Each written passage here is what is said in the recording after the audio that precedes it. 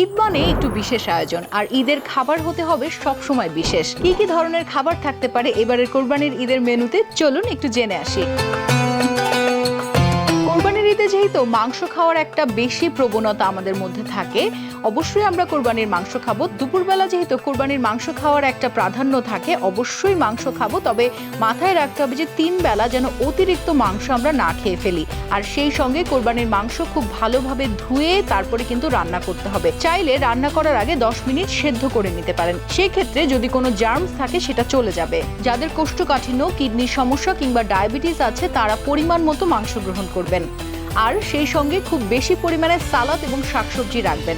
যেটা হয় যে আমরা নর্মালি কোরবানির সময়ে একেবারে টানা 3 থেকে 4 দিন মাংস খেয়ে অতিরিক্ত কোলেস্ট্রল বাড়িয়ে ফেলি।